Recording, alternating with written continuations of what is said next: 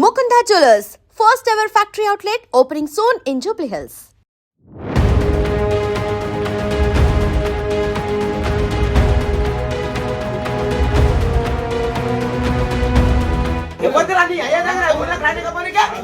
మన మధ్య సందులో వస్తున్నది స్పీడ్ ఉండేది కారు స్పీడ్ ఉండేది వాడు అట్లా ఇడికెళ్ళి అడిగి ఎన్నుకొని పోయిండు. వికారాబాద్ జిల్లా పూడూరు మండలం రాకంచర్ల గ్రామం. నిన్న సర్పంచులు ఎవరైతే ఎన్నికైనరో వాళ్ళందరూ కూడా అంటే వాళ్ళు గ్రామ సర్పంచ్గా ఎన్నికైన రోజు కాబట్టి చాలా గ్రామాలల్లో పెద్ద ఎత్తున సంబరాలు జరిగినాయి. అంటే ఒక రకంగా జులూస్ లాగా ఒక బారాత్ లాగా పెద్ద ఎత్తున వాళ్ళు ఆ గ్రామంలోకి గ్రాండ్గా సెలబ్రేట్ చేసుకుంటూ వెళ్ళిన పరిస్థితి. రాకంచర్ల గ్రామంలో కూడా అదే చేసిర్రు. ఎన్నికైనటువంటి సర్పంచ్ ఆయన పేరు వచ్చేసి కమ్లీబాయి పెంటయ్య. ఆ గ్రామంలో సర్పంచ్గా ఎన్నికైండు. పెద్ద జులూస్ తీసిండు. మొత్తం అంతా గ్రామస్తులందరూ కూడా ఆ జులూస్లో పాల్గొన్నారు. పెద్ద ఎత్తున ఇక అనమాట. లైటింగ్ కానీ ఆ సెలబ్రేషన్ కానీ మామూలుగా లేదు. అక్కడి వరకు మంచిగానే ఉంది. కానీ ఆ జులూస్లో ఇంకా దాని వెనకాల ఫాలో అవుతున్న కార్లు ఇట్లాంటివి కూడా ఉన్నాయి. మరి ప్రజల మధ్యలోకి వెళ్తున్నప్పుడు ఈ జులూస్లో నడిపే డ్రైవర్లు కానీ అందులో పార్టిసిపేట్ చేసేవాళ్ళు కానీ ఎంత జాగ్రత్తగా ఉండాలి. అందరు ఉంటారు అందులో, చిన్నపిల్లలు పెద్దవాళ్ళు అందరు ఉంటారు. ఆ జులూస్లో స్పీడ్గా ఒక కారు చిన్నారి కేవలం 7 సంవత్సరాలు మాత్రమే, ఆ పాప పేరు వచ్చేసి సౌజన్య. స్పీడ్గా కారు వచ్చిందంటే ఒక్కొక్కసారి మనం కూడా చూస్తూ ఉంటాం కదా, జులూస్లో కొన్ని కార్లు ఎక్కడో వెనకాలకు అయిపోయిన తర్వాత ఫాస్ట్గా మళ్ళా ఆ జులూస్ మధ్యలో జాయిన్ కావాలని చూస్తూ ఉంటారు. సేమ్ అదే జరిగిందట అక్కడ కూడా. అంత ముందటంతా అది వెళ్ళిపోతున్నది, మనం కూడా అందులో జాయిన్ కావాలి అని ఒక కార్ని స్పీడ్ తోలే ప్రయత్నం చేసిర్రు. దీంతో చూసుకున్నాడా చూసుకోలేదా, మరి మద్యం తాగినరా ఇంకేమైందో తెలియదు. మరి ఇంత పెద్ద జులూసు అని అంటే మనం ఊహించుకోవచ్చు ఎట్లుంటుంది ఏంది అనేది. అది రాత్రిపూట జరిగినటువంటి జులూస్, అది సంబరాలలో భాగంగా ఇవన్నీ కూడా మనం చూస్తూ ఉంటాం. మరి డ్రైవర్ గమనించలేదా లేకపోతే మద్యం మత్తులో ఉన్నాడా తెలియదు కానీ ఫాస్ట్గా వచ్చి ఆ అమ్మాయి పైనుంచి కారు ఎక్కిచ్చేసిండు. 7 ఏళ్లే కదా పాపం, చిన్నారి చాలా చిన్నగా ఉంది, చాలా ముద్దుగా ఉంది ఆ పిల్ల. వెనక రెండు సార్ల టైర్లు ఎక్కేసినాయి. దీంతో అసలు మొత్తం ఇక ఆ రక్తపు మడుగులు, ఆ కన్న తల్లి కూడా ఆనే ఉంది. చూడ్డానికి అందరు వచ్చారు ఇక గ్రామస్తులు కూడా. ఇక ఇంటికి పోదామన్నటువంటి క్రమంలో ఇది జరిగిందట. ఆ అమ్మాయి కారు కింద నలిగిపోతుంటే కన్న తల్లి అంటే కొద్దిగా దూరంలో ఉంది, వచ్చి చూసే లోపలనే కారు ఎక్కింది పోయింది. కొద్ది దూరం కూడా వెళ్ళిపోయిందట. పిలుస్తుంటే కూడా ఆ సౌండ్లకి ఏం వినవడలేదో, అసలు గమనించలేగా. పాపం మొత్తం రక్తపు మడుగులో అసలు ఆమె ఆ కన్న తల్లి మొత్తుకోవడం స్టార్ట్ చేసింది. చుట్టుపక్కల గ్రామస్తులందరూ కూడా వచ్చిండ్రు. దీంతో పూర్తిగా అక్కడ హాహాకారాలతోని కంప్లీట్లీ ఆ సంబరాల మూమెంట్ అంతా కూడా రక్తసిక్తం అయిపోయిన పరిస్థితి. చిన్నారి టోటల్లీ వాళ్ళ అమ్మ చేతుల్లోకి తీసుకుంటే మొత్తం మొహం నుంచి ఇదంతా బాడీ అంతా కూడా రక్తం అయిపోయింది. ఆమె చేతులలో ఆ అమ్మాయి అంటే ఉలుకు పలుకు లేకుండా పడి ఉన్నది. దీంతో ఆ కన్నతల్లి పరిస్థితి ఏందో మనం ఊహించుకోవచ్చు. ఆమె చెప్తుంది ఏమైందమ్మా అంటే చెప్తుంది ఇట్లా జరిగింది అని.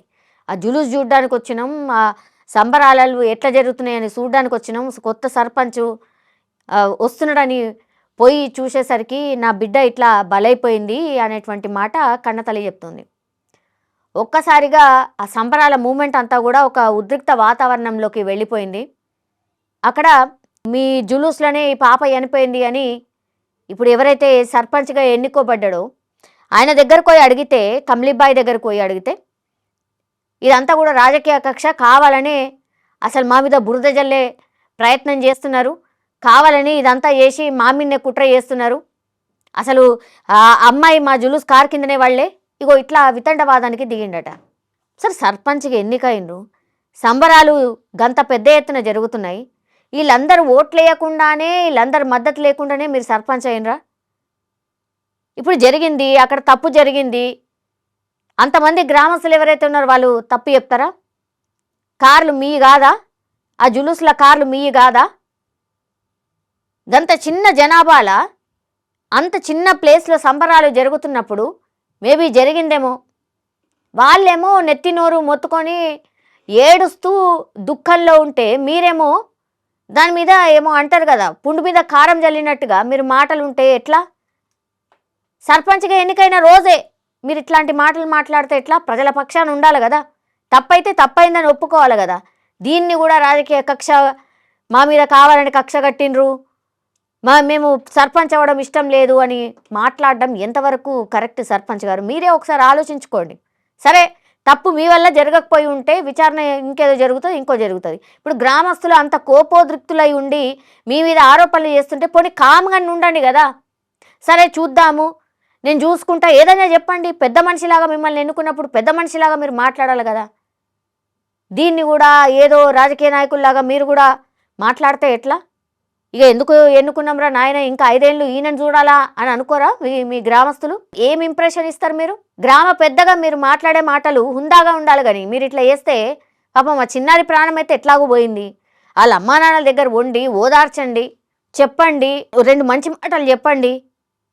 మీరు దీన్ని కూడా ఏదో నా మీద వేస్తున్నారు, నాకు దీన్ని అంటగడుతున్నారు అన్న టైప్లో ఫీల్ అయితే ఎట్లా? సో ఇదంతా జరిగేసరికి వెంటనే పోలీసులు వచ్చిండ్రు.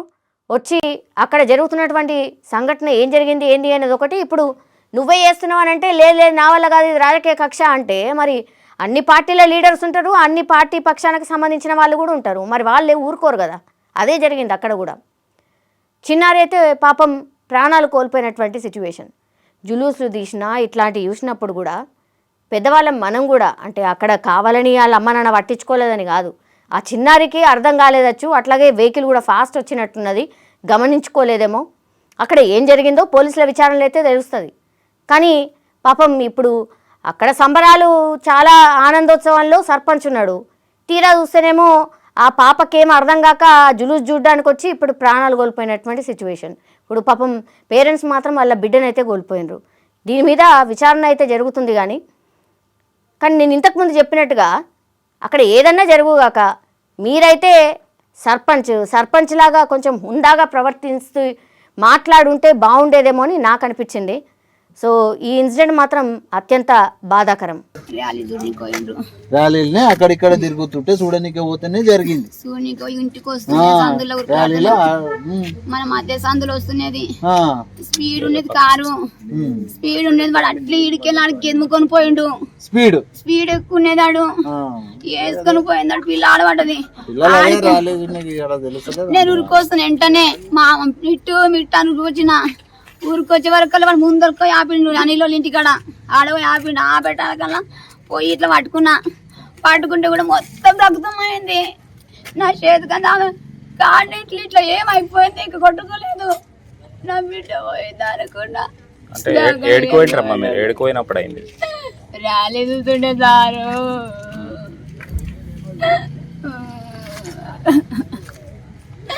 నా మోహన్కి ధైర్యం ఉండే సారు.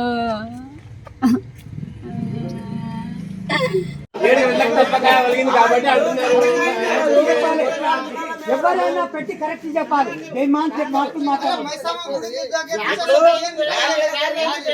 ఇప్పుడు మాకైతే తెలియదు, బాంబులు చేసి ఏడ స్టార్ట్ అయింది, పిల్ల ఏడ చనిపోయింది, నాకైతే తెలియదు.